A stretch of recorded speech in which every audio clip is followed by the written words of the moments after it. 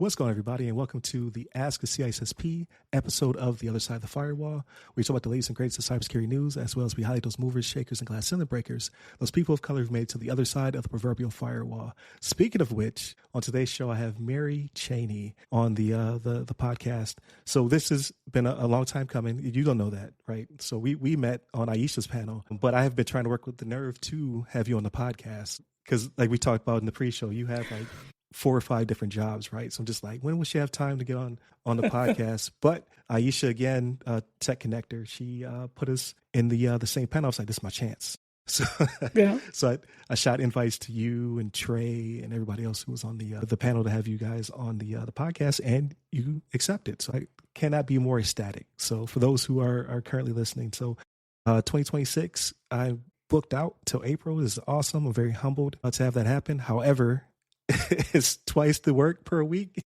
in editing, what have you. So I'm so glad to have you on early in the year. And yeah, so I want to talk about your background, your experience, as well as your ongoing initiatives. Before I do that, though, just to remind everybody, so we are on WDJY 99.1 FM in the Metro Atlanta area, Tuesdays at 5 p.m. Eastern, and also simulcast on the TuneIn app, so worldwide. You can also hear us on your podcast platform of choice. We have almost just shy of 900 episodes. I think this will be number 900 or 901. So thank you for that. And yeah, so please, wherever you're listening to us, please lock in on that, like, share, subscribe, all that cool stuff. But without further ado, Mary, if you could just break down who you are and what you do. That's a long story. You said, okay. All right. So we can go back. We go back. All right. So I'll go back to go forward. I'm a technologist. I have my bachelor's degree in information systems from Xavier University in Cincinnati, Ohio. I'm born and raised in Cincinnati. And after graduating from undergrad, a couple of years to save some money, but I went to law school. So I moved from Cincinnati to go to Houston, Texas, where I went to Texas Southern University, Thurgood Marshall School of Law, and promptly graduated number 2 in my class. The story goes, the origin story of my next step, which is a special agent for the FBI. So FBI came to Texas Southern to recruit. And so I was like, wait a minute, hold on, FBI. Of course, coming from very humble beginnings, very humble background, first to graduate and do college and do all the things that I'm talking about.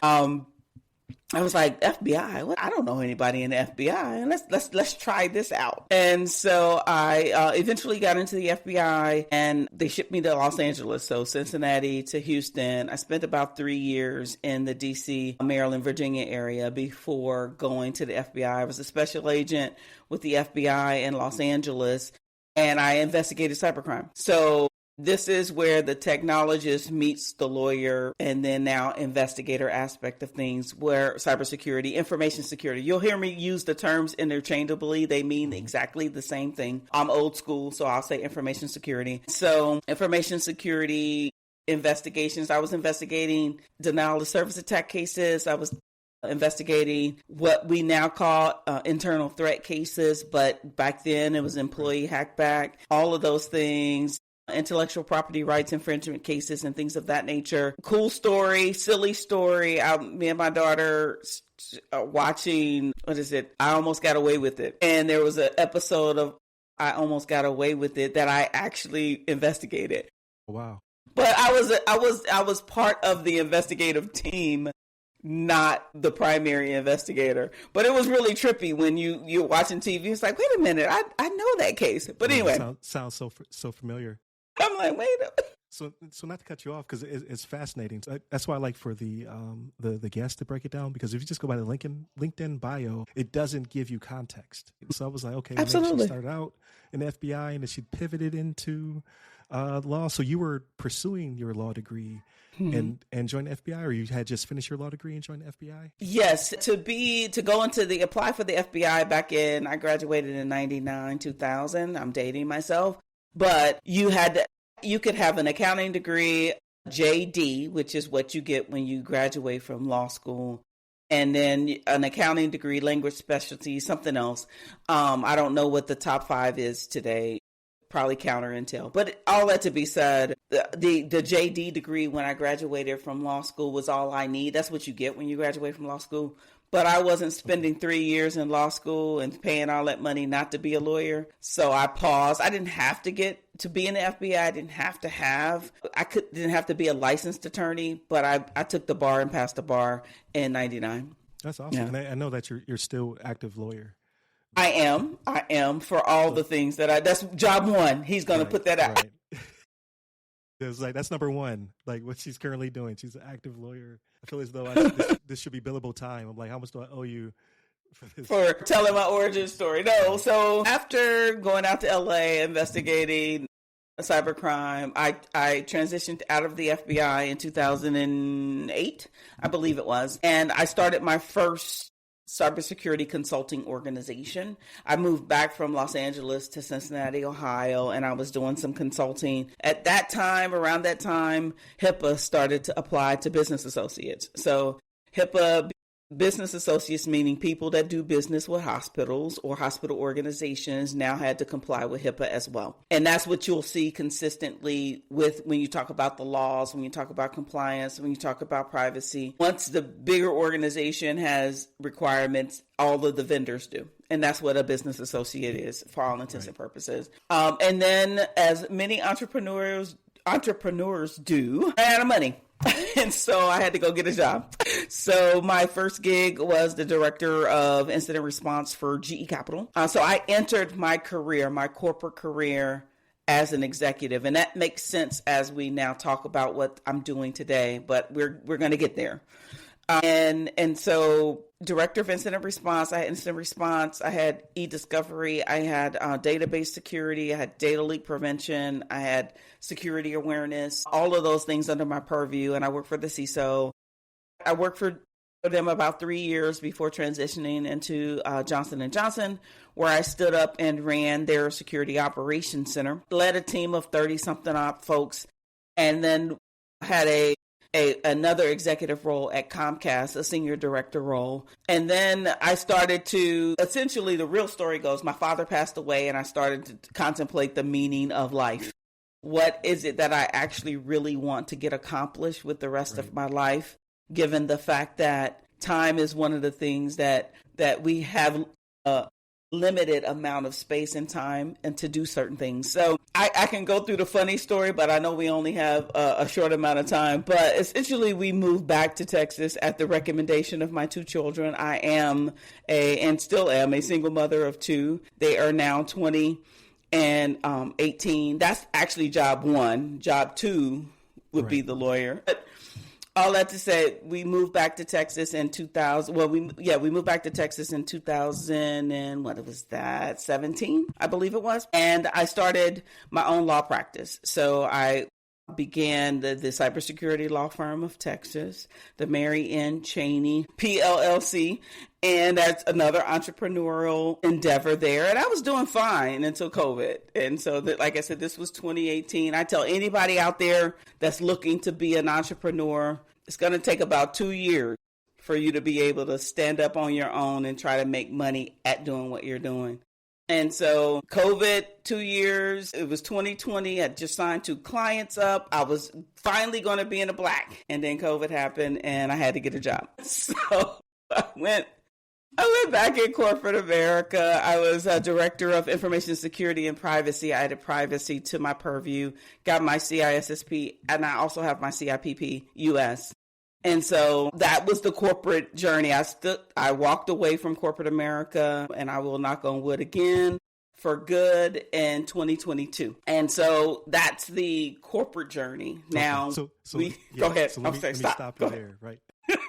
Because you've had so many different experiences within the ecosystem that we call, IT and cybersecurity. So I have a million questions, but what kind of aperture do you have when it comes to, okay, you've investigated cyber crimes, right? You have practiced law. You're on the the data privacy side, the regulation and legality side, and then you've also been a director within the corporate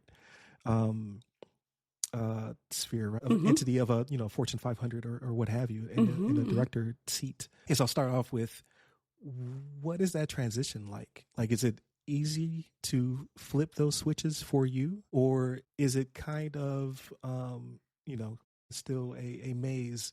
Because usually it's just one person's only purview, right? They pick one of these shoots and they go through it. You've already done the trifecta within, and that's not even talking about, what we're going to get into with your current efforts. Mm-hmm. Yeah, no, it works for my brain, right? So I have a technical side to my brain. I can speak acronyms. I can speak technology to anyone. And I'm a lawyer and they have their own acronyms. And so one of the things that I always love to do is translate. Because I can sit in a room and when a breach happens, I'm listening to the lawyers, I'm listening to the technologists, and I'm listening to what's going on, and I understand both.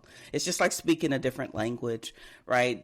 Are you bilingual, or do you speak 2-3 different languages? That's how I view it, and it works for my brain because I'm able to use both halves of it. And so it's easy for me to switch, and it's actually pretty obvious to me when I'm switching between hats.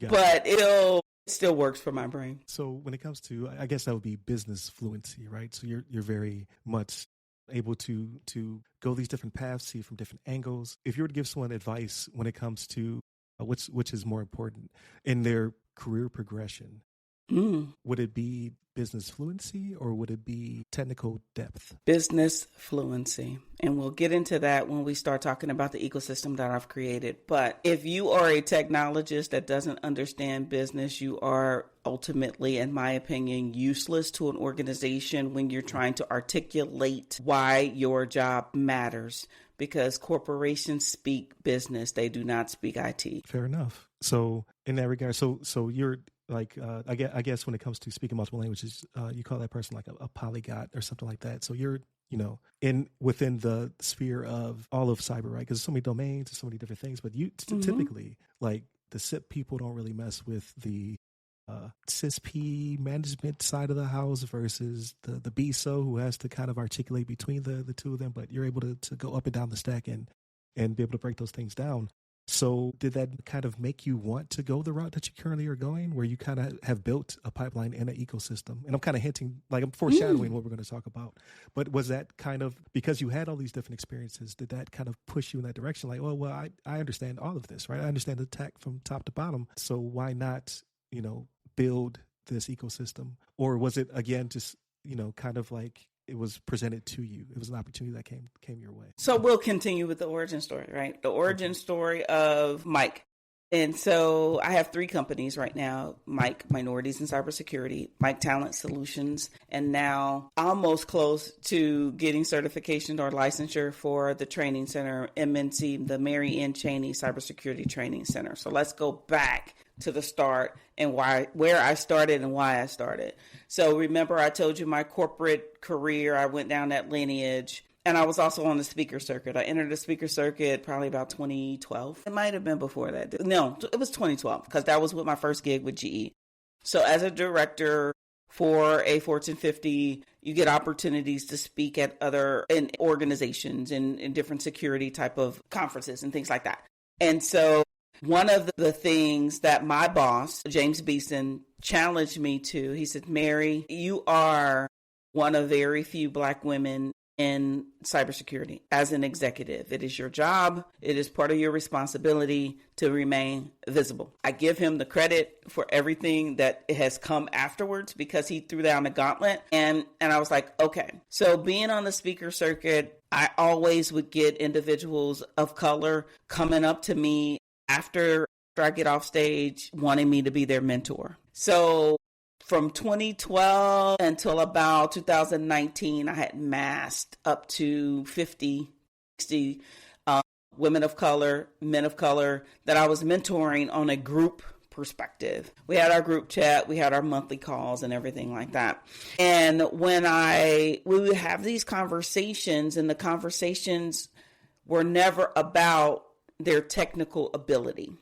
It was always about other things. How do you deal with unconscious bias? How do you deal with flat out racism? How do you deal with not being seen as equivalent to the people that you're talking to? And so 2019, I started, Mike, because there is a key code, so to speak. There are certain things that as an executive, I had to learn and I had to follow my own face that I was trying to give. And it's like many times in many organizations, again, still the only one in the room, only one. I was actually the only Black person in my FBI class. My class of 50 that I graduated from the FBI was the only Black person, male or female, in my class. And so I've always been in a situation where I was the only. And I was like, okay, well, if we give individuals the tools that they need to matriculate beyond the analyst role or a junior level role, and we give it to them earlier on in their career, then maybe they can matriculate up and maybe I won't be the only one anymore. Right. No, it makes perfect sense. And I like that your mentor said it's a responsibility to present it within the current zeitgeist to be visible was the terminology you used. And that, I mean, that in itself, like, we always say, if you can see it, you can believe it. Again, having a person who is in the seat, who has that experience, and then have the ability to reach out to them, like you said, after a talk or a conference, and ask questions and join your mentee group. So no, that's great that you champion that. So I started Minorities in Cybersecurity, and at its core, Minorities in Cybersecurity is a leadership development organization, and it was founded on the principle of giving people corporate survival skills, other called soft skills. So we have leadership development courses that we teach, and we've been teaching since 2022. Our organization is broken down into 4 groups. We have the ABCDs of leadership: aspirers, builders, educators, directors. Aspirers are those that are looking to get into space, looking to transition. They don't know heads from tails what they want to do, but they know they want a cybersecurity career. For them, we have so much content available to them on our YouTube channel. You can go out there and search at Minorities in Cybersecurity and pull up a whole bunch of content. It's called the Mike Lead Aspirer Sessions. We have several different content folders and things like that out there. But the Mike Lead Aspirer session goes back probably 3 to 4 years now. So there's so much content available there. And then we have our builders. Our Make Lead builders are individuals that are in their first role, and they're trying to navigate the how to build out their career. And for them, we have a 5-month course. It's 11 sessions, and it's literally teaching them, let's just say, verbal communication, right? You want to speak a different language. You come from a different socio-economic background. You get into corporation. This is a foreign language to you. This is what we are trying to teach you. This is what we are teaching individuals within that builders course. Communicators are those that are going from individual contributor to people leader. That transition is difficult when you're used to it being all about me, and all of a sudden it's about we, and getting people to execute on your strategy. That's what we talk about during the communicators course. And the directors course are for those that are looking to be at the director and above. Haven't been able to launch that course due to lack of funding, but I'm hopeful that we'll get it launched in 2027. No, and that is amazing how robust the organization is. I also saw that you were an adjunct, or you may still be an adjunct, but regardless, within Mike, you are an educator and a leader within it. So whenever I talk to people who teach or have a background in teaching, I always try to slip in matriculation or pedagogy, right? Like, because I don't get to use these words anymore. Because I did adjunct for a brief period of time. I was overseas for 2 years. There was an opportunity. I took it just to come back to the States. And they were like, you don't have enough experience. I was like, but I worked for you overseas. So I see how you've kind of built the platform, and then you're able to upskill and bring people through the pipeline as they progress, or meet them where they're at, and then upskill them. Was this a long process to build all of these different courses and to get them to stack the way that they are stacking, or how did they come together? Well, Mike, again, what I will tell you, and as we continue on and we get to the current venture, it's a matter of effort. and what you want to do, right? And so, true story, I had a sponsor, Bloomberg, who is still a sponsor of the Mike Lee courses. The gentleman's name, he's the deputy CISO at Bloomberg. His name is Ossie Monroe. And I was thinking about this. Me and him had a conversation about the communicators, those that are high-level individual contributors moving to people leadership and what they needed. And he said, Mary, there's an opportunity there, i.e., you build it, I got you. That's essentially how it translated in my head. And so I went through and he held me accountable. He was like, okay, well, where are you with this? And I said, okay, here it is. And so I have in my brain, based on my experience, what it takes. And so I reached out to some trainers. Again, my effort, I'm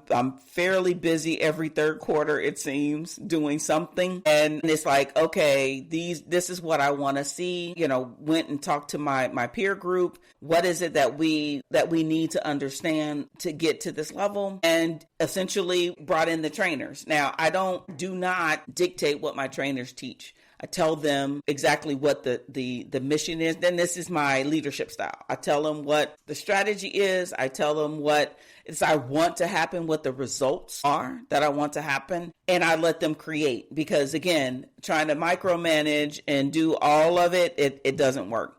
And we were talking about that earlier about assistants and stuff like that. So I'm going to throw you under the bus there, Ryan.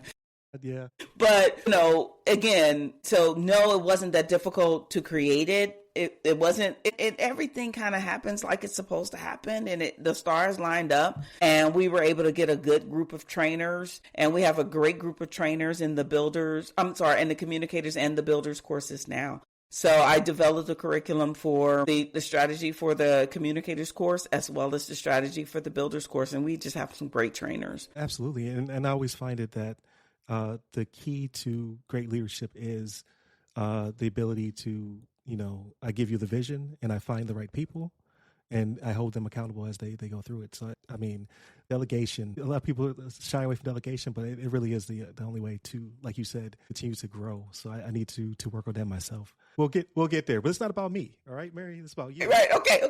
I'm sorry. Put me on the hot seat. So you have the vision, you have the experience. I find this always fascinating when I talk to serial entrepreneurs. They're builders, right? They're like, I see something that is not there. I see something that can be improved upon, and I don't feel like waiting for someone to make it. So I'll make it myself. Mm-hmm. And, and grow from there. It might not be perfect, but it'll be something that I've been looking for. So kind of random question, but to piggyback off of your previous experience and now your current experience, which one was more challenging? Is it the corporate America and kind of wading your way through that? Or is it the entrepreneur who is seeking funding to build out what they feel needs to be built that doesn't exist yet? For me, corporate has always been the challenge because I love cybersecurity. Many of the things that I'm doing within the 3 companies that I run right now are what I was doing for Johnson & Johnson when I built out the Security Operations Center and giving people a pathway to promotion. Because essentially, you have to train and develop. Cybersecurity is a continuous learning profession. You cannot just know one thing and rest on your laurels. This is not retail. This is, you have to continue to be and do better at your craft. You are a LeBron James type of figure, or Tom Brady, or whoever you want to call perfectionist. If you are in this profession, you will continue to get better at it. That's the point. And so those types of conversations and things needed to be had, and it needs to be had earlier, especially those that want to come into the profession. They think they can take a certification exam and they're going to make 6 figures. That's not how this works.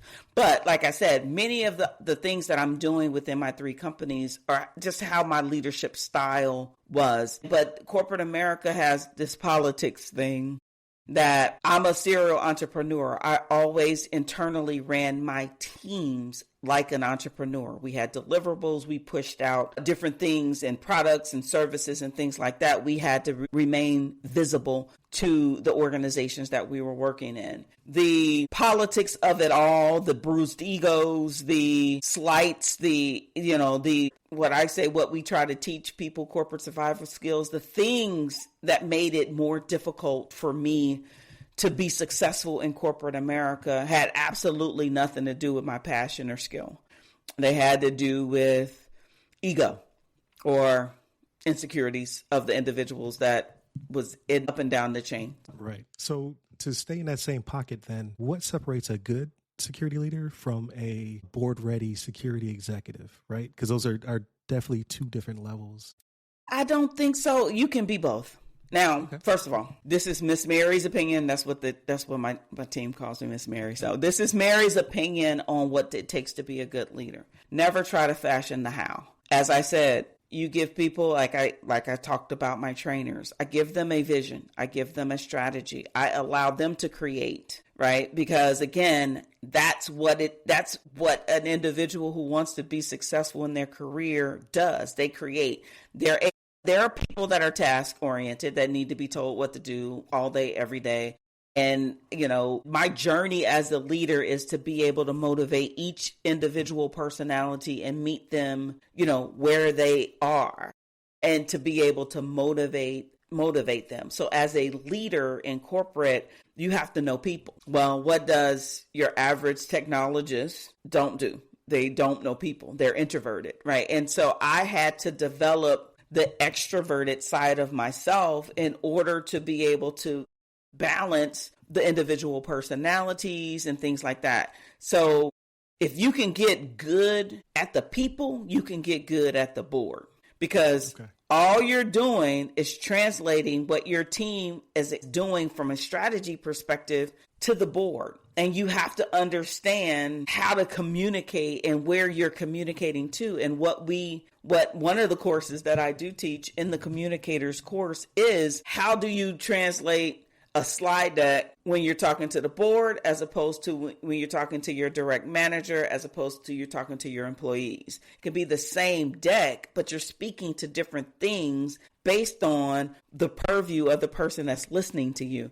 So a real board level executive, and I have not met a lot of them, is able to translate up and down the stack. Doesn't matter who you're talking to, all the way down to the kindergartner. Because that's what you're doing to the board when you're explaining these technical concepts in a very, very explainable way to where they can digest what you're talking about. So, and I think that's spot on, at least from my experience, right? So I'm still fairly new to corporate. I was, Department of Defense for 20 years of my life.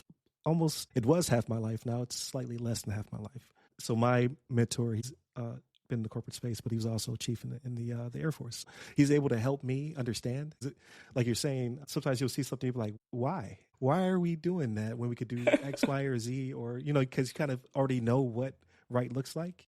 Mm-hmm. So I can only imagine how it drives you up the wall. But to stay in that same vein, what are people within the ecosystem, those recruiters that are seeking talent, those hiring managers that are, doing what hiring managers do in our current, 2026 pocket? What's broken? Like for better, it's a lot broken, but what do you think is like the key to what's broken? Because you're a builder. So now we get into my second company or the third company, depending on if you count the law practice, Mike Talent Solutions. So Mike Talent Solutions is an organization. It's a traditional recruitment and placement organization, uniquely situated in that we only seek to place the talent that have gone through one of our programs. It is very unique in that the tagline is, we don't gather resumes, we build them. So if I'm giving you a resume, it's someone that I actually have an interaction with personally. And that's important in today's day and age with AI, because what am I seeing? Your question is from hiring managers. Mm-hmm. Hiring managers are now getting the perfect resumes, because those same applicant tracking systems that they were using to say that this person wasn't qualified now takes an unqualified person that said, take my resume and make me fill this role. And now they're uploading that resume, and now hiring managers are 5 minutes into a conversation knowing that this individual doesn't know what they're talking about, doesn't have any clue because they've used AI. So the challenges that are being had by hiring managers is a waste of time, right? And then what's broken with the entry-level pipeline, don't get me going off on a random tangent about that. We did not invest in our entry-level talent. We do not invest like we used to into developing human beings to be what we need them to be. We think we can go to market, and now we're asking entry-level professionals to have 3 years of experience, which is absolutely positively ridiculous because where are they supposed to get this experience? And now we get into the other company, which is the Mary and Chaney Cybersecurity Training Center, MNC-CTC. Not quite licensed yet in the state of Texas, any day now. However, it's a 39-month residency program. So think about the medical profession. If you are looking to get in the medical profession, a teaching hospital is still a hospital. You can still go get services from a teaching hospital. This is a teaching cybersecurity organization, meaning the talent that we bring in, the talent that apply to be in our program, they're getting hands-on experience, but they're also impacting their communities by going out, advising. It doesn't matter what they're doing. They could be having a lunch and learn with some community leaders about the newest vulnerability out there or whatever, this Instagram breach and what that means, all of those types of things. And so we're flipping, these three companies are flipping how you train talent on its head. So your original question, it's a wild, wild west out there in regards to talent. And so now we are essentially creating, and we have an integrated workforce ecosystem that ensures that individuals that are entering into the space get the support. Not only do they get the training and leadership development, but they also have an organization looking out for them for placements. But we also support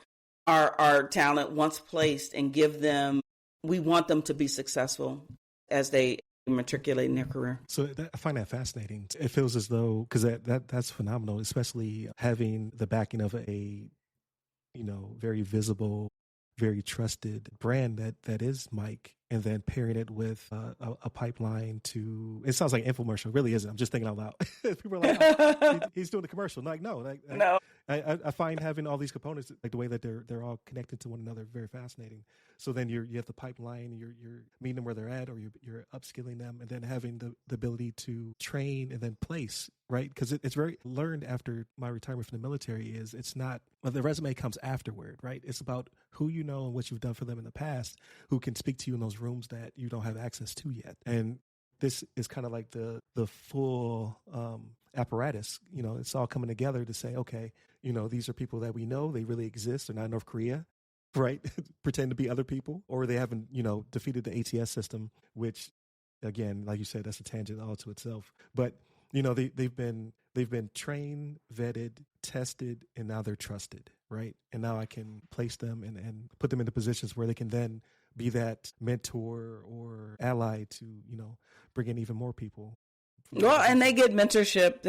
Our placements get mentorship. They get coaching. We have the whole full apparatus. So essentially, Mike is leadership development, mentorship, coaching, support. Mike Talent Solutions, placement. We also have a Department of Labor certified apprenticeship program, so we can work with and place people from an apprenticeship perspective.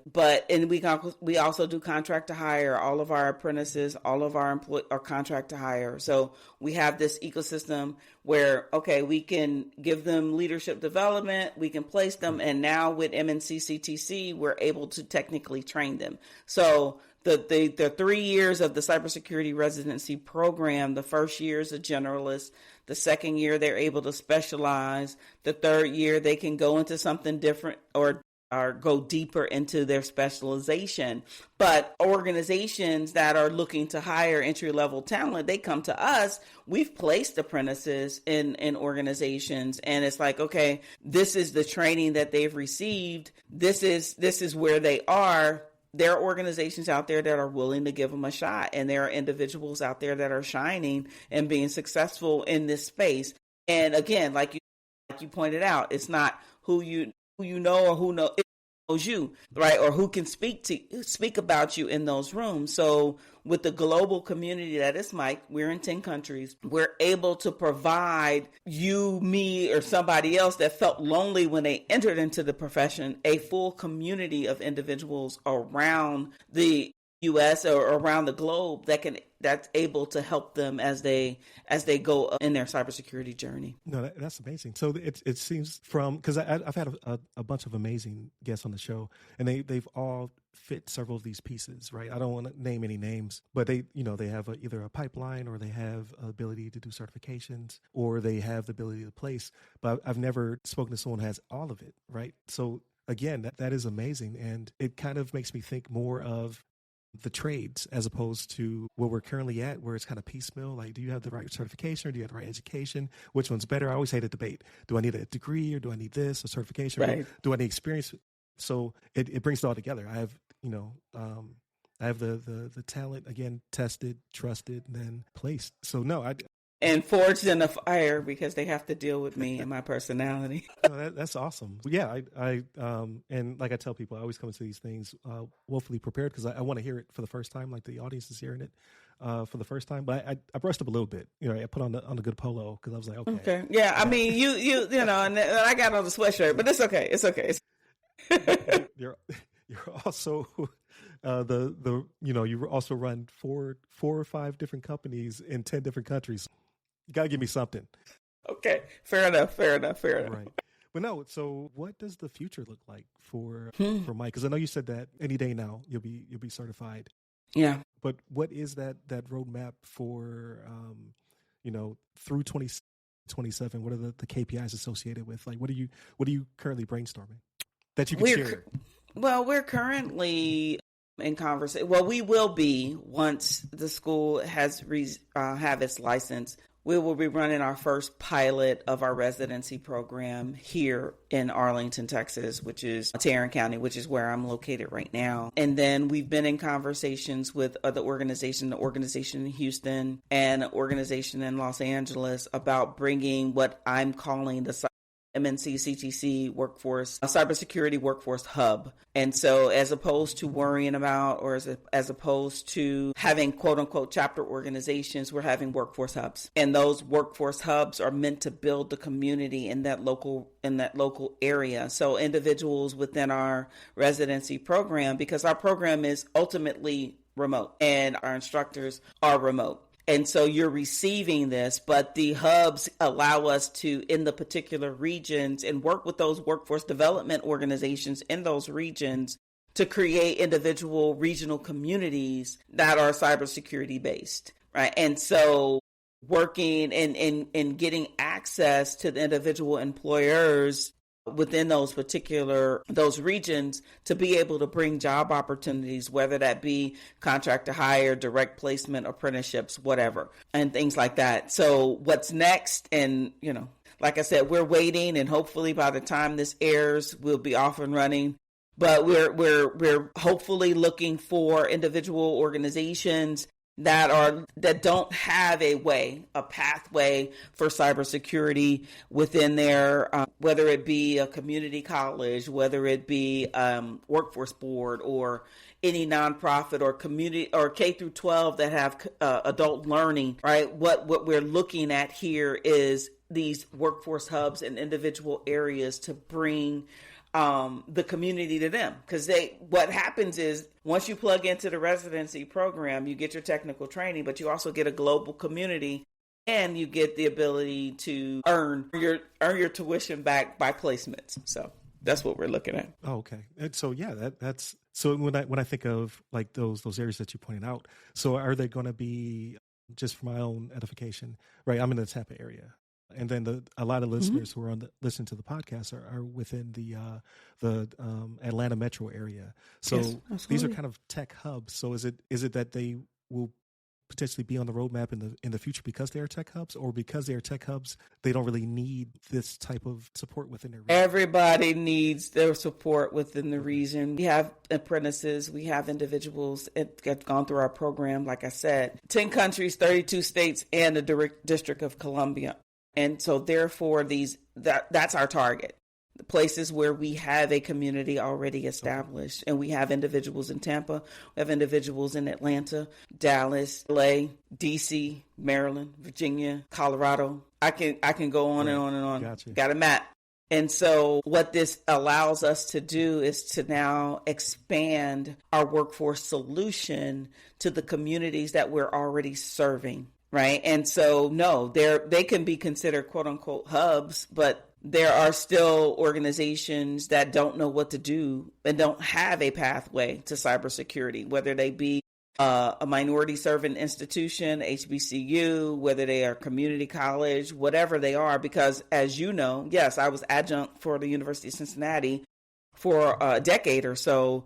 But as you know, a lot of us in the profession don't necessarily give back in that way. Well, MNC-CTC is a community of cybersecurity professionals training the next generation of cybersecurity professionals. All of our instructors, all of the folks on our board, you can go out there and look at it, and I'm sure Ryan will have the links or whatever. They're in the profession. They have all the letters of the alphabet behind their name that people want them to have. So this community is strong. This community is visible and is here to help you. That's that's amazing, especially the scope and span of it all. So I'm like, man, when you get to Tampa, I want to somehow you can right, because it's so much start value. it. You can start it. I like to put people to work. It's like, okay, well, tell me where to be. Right. And so it's just making the inroads with the individual communities that we serve involved. Right. And it's connections. It's actually just, who do I need to talk to? And go from there. No, that's awesome. And you probably caught me looking down. The audience will not see this because I always have it on the speaker, but I was just double checking. So I actually have you guys in the book. So page 163, I have Mike is the number 7 organization in nonprofit. It's alphabetical order, by the way. So it's not based upon how I feel about you, but it was when I was gathering resources. So I was like, I know I put you guys in the book. I just can't remember where you're in the books. Before we move on, just quick plug. So everybody, I got the book right here. So The Other Side of the Firewall. I messed up my camera. Go ahead and pick it up from your retailer of choice, or you can pick it up from theothersideofthefirewall.com at a discount. I have a bunch of amazing guests in there, right? 27 interviews with individuals like Mary. I did not get you in the book, but there is a volume 2 I'm working on. This time around, I want to focus on entrepreneurs. So I talked about how people broke in, what they're doing. And a lot of them are already entrepreneurs, but we went more into the origin than we went into the evolution of how they built out their business. So be on the lookout for that. Right? As soon as I get some time to sit down and do it, probably when I delegate the production to someone else. Ms. Mary directed me to do. She was like, you need to get this to somebody else. Man, just like, oh man, I'm just very much, after leaving the military, I'm very much just like, anything I could do, I'm type A, need to be in control. I know that life. Yeah. But no, again, amazing conversation. So I want to hit you with a couple of lightning round questions, and then I want to dive into what you're doing outside of all of this. Like I can't understand how you could be doing anything else, but we will find out. Mm-hmm. Okay, rapid fire. CISSP, law degree, or SIP? Which one was more challenging? The law degree, the Esquire, being an attorney that's 2.5 days. That's 2.5 days of an exam. What are we talking about? No brainer, right? So I always tell people, I took the PMP and then I took the CISSP. I was like, CISSP was the hardest test I've ever taken. And then you have a whole law degree. So you passed the bar before you got your CISSP. Oh, so yes. You're just like, It was not that difficult. It wasn't. I've heard lawyers that take tests like the CISSP, the SIP, or any of those management type questions. It's so easy for them because how they understand language, right? Because like you said, absolutely, legalese is a different language, so you guys are able to dissect it, fairly easy. So I already asked the technical depth versus business fluency. Biggest myth about cybersecurity as a career. What's the biggest myth, do you believe? That it takes a certification to get into this industry. That all you need is a 6-week boot camp, and 6 months later you'll have a job. That's the biggest myth. It drives me crazy. So not to put him on Front Street. So my best friend James, he is a nurse. He's an RN, and he was looking at pivoting into cyber because of coming out of COVID was rough for all of clinicians, right? Yes, it was. But he showed me a boot camp. He was like, "What about this boot camp?" They say, I can take it in 9 weeks and then get a comparable salary to what I have. And I was like, man, if you do that, you just go throw your money away, right? I was like, you have to have, he has the aptitude for it, but you have to have a passion for it. You have to have experience is always going to be king. I was like, you could use a lot of your, background and maybe go into HIPAA or absolutely, or CISSP and have a leg up. But I was like, if you just want to start from scratch, no, man, don't. Tell them to come talk to me. I'll get them and we'll work with it. I will. I will definitely do that. All right. One habit every security leader should build. I think you kind of already covered this. Well, I don't know. I would say empathy. Okay. It is something that, especially with us introverted folks, not something that we naturally do, but it goes a long way in motivation and being a leader. That's an awesome answer. And I think, a lot of people get away from that, especially when it comes to anything they deem to be technical. They're like, oh, it's just ones and zeros, it's black or white. And it's like, no. Once you see what people are going through, right, from your mom and pop to your mid-sized business, so even your $1 trillion organization, like the bottom line and stakeholders and fiduciary responsibilities, like it's politics, as you have said. There's a lot of human characteristics within cybersecurity, and it's that's what we are meant to do is to protect human life, right? Essentially, that's what we do. So don't get me started. You said rapid fire, so stop. I'm gonna stop. Got you. So before I land this plane, so what do you do outside of building your empire and an amazing legacy, right? With be able to build an ecosystem for people to come into cybersecurity, upskill, so on and so forth. But what are you doing for you or you and your kids or whatever conduit gives you, a break or a break? Energy. Well, whatever's giving you energy to keep doing what you're doing. I work out from 7:30 to 9:30, 7 days a week. So 7. Yes, okay. yes. Well, I have 2 recovery days. There are 2 days that I'm just chilling in the sauna or that. Right, gotcha. But still, no. You're still actively doing something. Yeah, I think that the most important thing to keep the stamina going for me, that's all I really need is to be able, because I can't function well if I don't work out, and so that's what I do for myself. Now, with the kids, we travel, we do our other stuff, we decompress. But right now, first quarter, the MIC conference is March 22nd through 26th. So we're in conference planning mode, and they just started their respective second semesters. And so, it's just more so, what can I do to keep me fresh, to keep me excited? I get excited about what I do every day. It's not work to me. So, I'm working, 12, 14 hours a day, but it doesn't matter because I'm doing something that's very meaningful to me. No, that sums up for a lot, especially within our kind of sedentary work. Like, yeah, it's good to get up and move and do stuff. And I need to get back to it myself. Like, since I retired, I was just like, they're not paying me to work out no more. I'm going to chill, and I can feel it.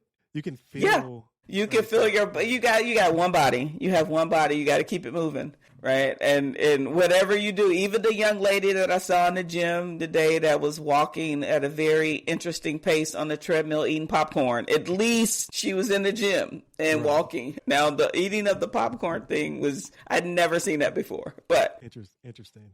Okay. Yeah. So you spoke about the conference. So before I let you go, are there any upcoming initiatives that we should be aware of? Anything we can register for? Anything that we should be on the lookout for?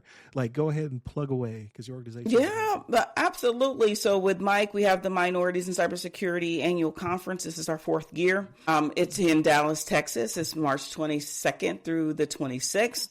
It is filled with a lot of fun stuff. The pre-conference events include Top Golf. It includes bowling. It includes, we go to the shooting range because this is Texas and Miss Mary likes to shoot. And so we go to the shooting range. And then first day of the conference, and first and second day look the same. It's filled with panels and discussions. Tuesday night is Family Feud night. It's a family barbecue. And that's a whole hoot in of itself. And then Wednesday night is the talent show, which is a whole nother vibe in of itself. And then Thursday we have workshops. We have 4 workshops this year surrounding corporate survival skills. It's essentially, we're doing PowerPoint basics. I think the other one is managing up and across. We are in conversations about a third one. And the lunch workshop is on health and wellness. And then to end the conference, it's a self-defense workshop. So that's going to be a lot of fun. It was a lot of fun last year. And that's our flagship event. That's the one event that we do have that we come together to be together as an entire community. We have folks coming over from the UK, and we have another person coming over from Samoa. So it's going to be a great time to be had. So, and be on the lookout for the announcement on our licensure. Like I said, once we get licensed, we're able to do all the things that I have in my brain that I want to get accomplished and done. So that'll be wonderful as well. So, also with CTC, once we get licensed, we'll have workshops starting in June, on June 13th. They're open to the public. You can register $50 a workshop. We'll have in things like AI basics, and we'll have that listed out on our website once everything gets up and running. So you'll be able to engage there as well. So we're just doing a lot of stuff. A lot of important work. So just to clarify, when you say self-defense, because you did say self-defense, right? So I did say self-defense, like hand to hand. Hand to hand, physical. Physical self-defense. We are not talking, listen, we're talking about what do you do if somebody grabs you and you don't want to be grabbed. That's the kind of self-defense we're talking about. That is amazing. The more and more I talk to other cyber people, like, why do we like beating people up? I hear so much like, oh yeah, I kickbox, I do jujitsu. Like, I kickbox. Yeah, I work out. I kickbox. Yeah. Because we can't kick the cyber bully, but we can, kick a bag. So it's okay. That's why they always say, they were so quiet. That person was so quiet. I did see it coming. See, right there. That's why. But no, again, that's awesome. Thank you very much for coming on the podcast. I'm sure the audience is going to gain so much from this, from our conversation. Definitely continue to hit up all the websites to go by our name, The Other Side of the Firewall, to pick up your copy of the guide, ramcyber.io, which is my LLC. I'm trying to one day be, serial entrepreneur as well. And then, of course, the podcast, you can find all this stuff either through ramcyber.io, or you can find it on my personal page, ryanwilliamssenior.com. And Ms. Mary, where can they find you? Well, you can find me, the easiest place to get everything is on LinkedIn, and always use my middle initial. My name is Mary. My middle initial is N for Nicole, and my last name is Chaney. You look me up and you'll get everything else. If you are, we're on socials. LinkedIn is but I usually use. My team uses the other one. You can find us on Facebook. You can find us on Insta under Minorities in Cybersecurity, Mike Talent Solutions, and MNC-CTC. Haven't really launched a lot of that social media presence as of yet. But also, like I said, find me. You can find everything. There you go. And then everybody continue to listen to us on your podcast platform of choice, as well as on Atlanta Metro's The One FM. Thank you again for your time. Stay safe. Stay secure.